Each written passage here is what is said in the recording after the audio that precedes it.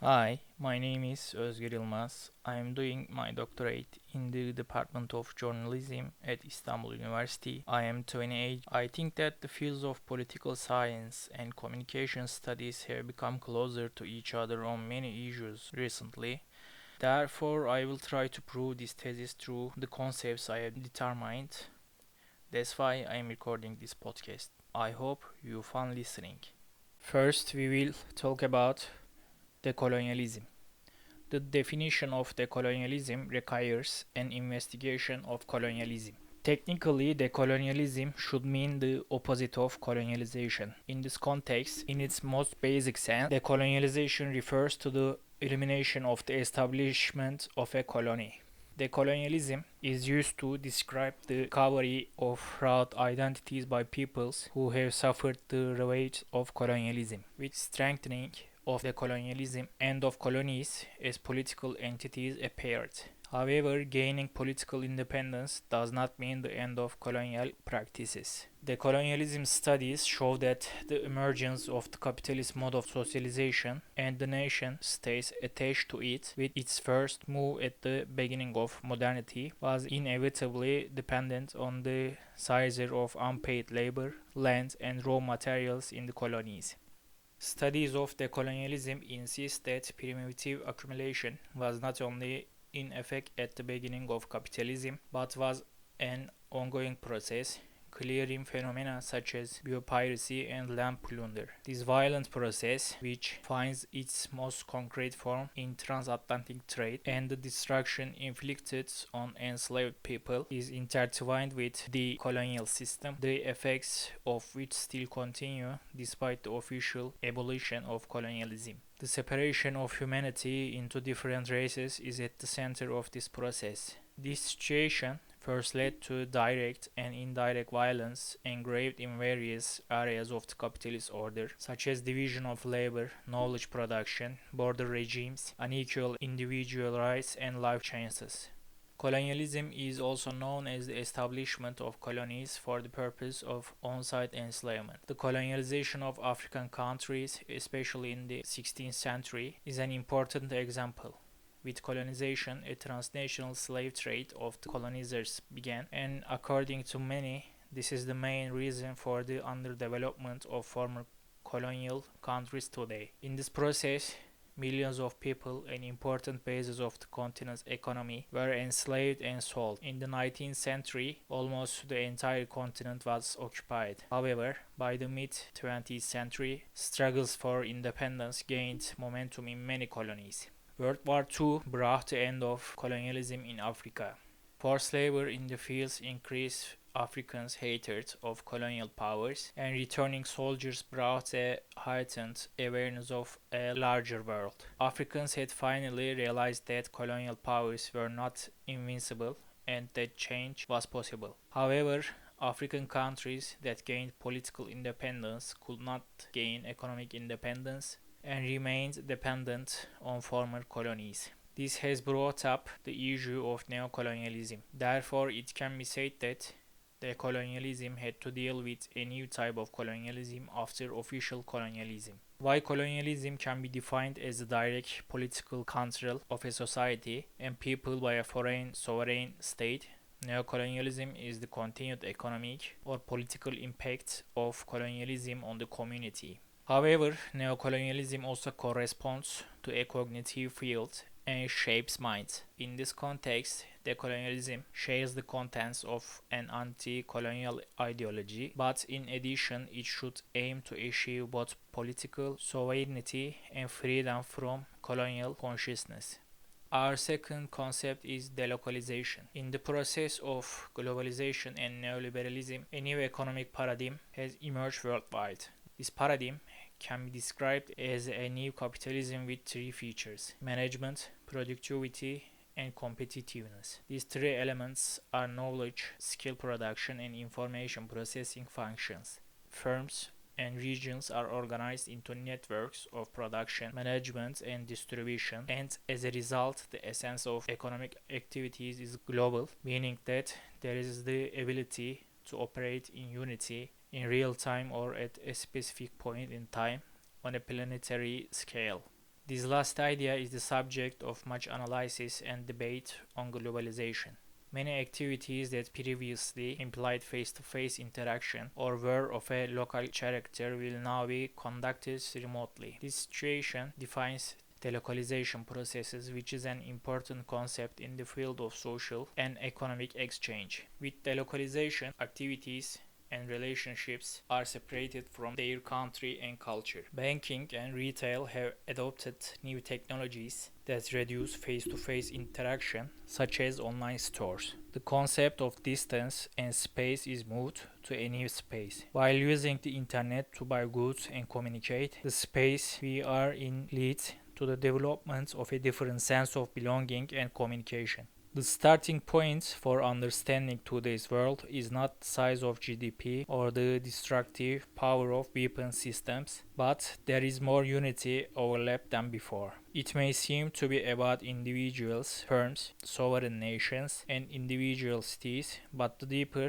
reality is multiple connections. Work processes are a classic example of such interconnections. Delocalization is defined as the process in which a foreign capital company found in any country decides to partially or completely cease its activities for whatever reason. In other words, it is associated with both the search for competitiveness through lower costs and technological advantages.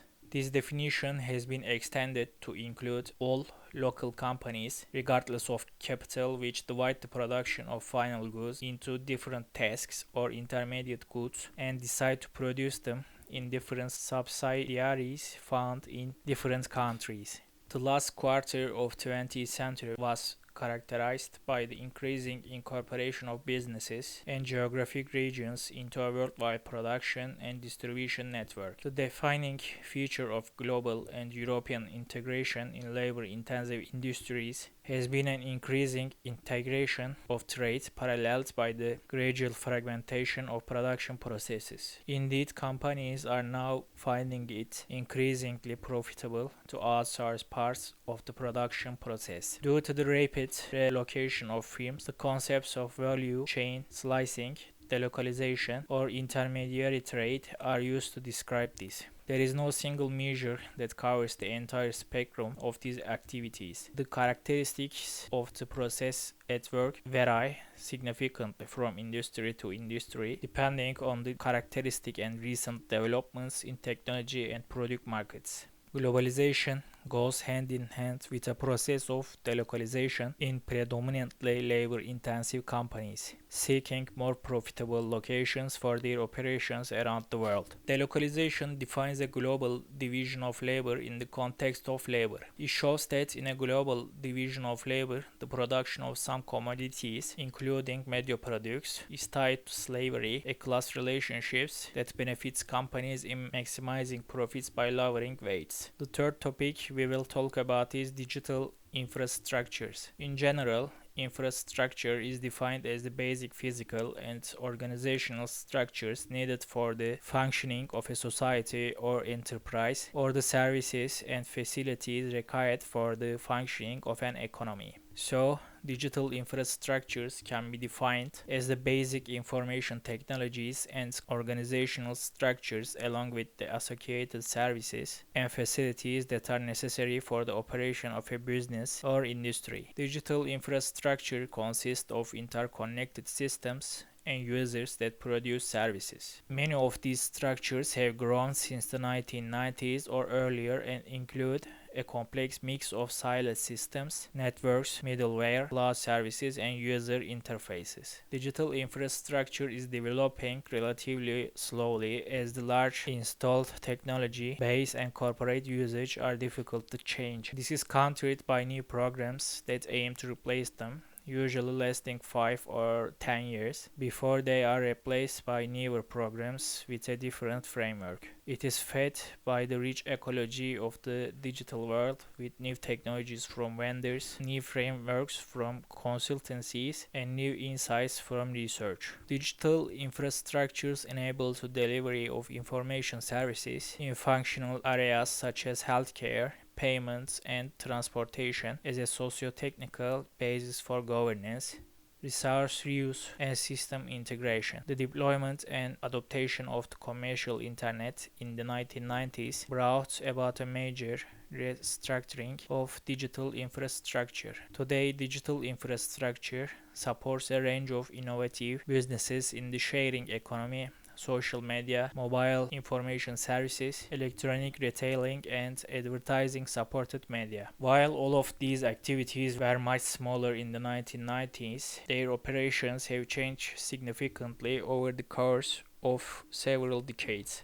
These digital services continue to grow and become more important in GDP. Finally, we will talk about digital nationalism. Events such as Brexit in the United Kingdom and the election of Donald Trump in the United States, as well as the electoral successes of vociferously nationalist and anti-immigrant leaders elsewhere in the world, have led many researchers proclaim the dawn of a new era. These research raise serious concerns about populism, neo-nationalism, and neo-authoritarianism, and the future of liberal democracy. Digital media are often seen as a crucial factor in this clear comeback of nationalism, acting in conjunction with a variety of other contextual factors, from the 2008 economic crisis and subsequent austerity measures to demographic and cultural change linked to migration. As numerous studies have shown, the internet plays a central role in the communication strategies of populist leaders and parties around the world who rely on digital media to spread nationalist rhetoric in support of anti-immigrant and anti-liberal views. Social media platforms in particular have been accused of deepening nationalist sentiments and encouraging tribal nationalism during major political events around the world, from the United Kingdom's EU referendum and Donald Trump's election as President of the United States to the 2017 election. The role of digital technologies in promoting outbreaks of popular nationalism, particularly in China, has also received significant scholarly attention. Digital technologies often play a vital role in contemporary forms of nationalism. Significant academic attention has been devoted to issues such as how populist politics uses social media to incite nationalist sentiment. Considerable attention is paid to the importance of ethno-symbolism used by Trump in his social media campaign, proving that race and ethnicity, not just nation, matter in the debate. In the context, the relevant concepts are returning to the center of the political scene in the contemporary world through digital technologies. There is a growing literature on how digital media influences identity formation and the involvement of online diasporas in the politics of both countries of origin and destination. Digital nationalism is an example of a third entity or borderland that exists at the intersection of national identity and digital globalization, and to which an analytical borderland lens can be fruitfully applied.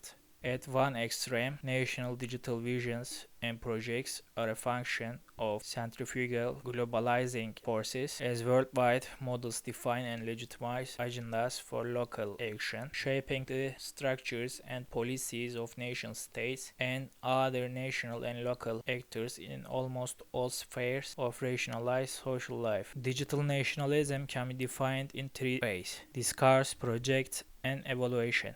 Digital nationalism as discourse expresses how nationalism, as an all-permeating modern discourse, shapes the imagination behind some material digital artifacts and practices, and how these practices in turn reproduce the discursive framework of nationalism. Digital nationalism as a project describes concerted state efforts to engage with digital technologies at the national and international level in the name of the nation's interests, identity, and image. As an evaluation, digital nationalism implies global competition between national digital projects in which states develop their national digital identities and look to shape the global digital order in their favor.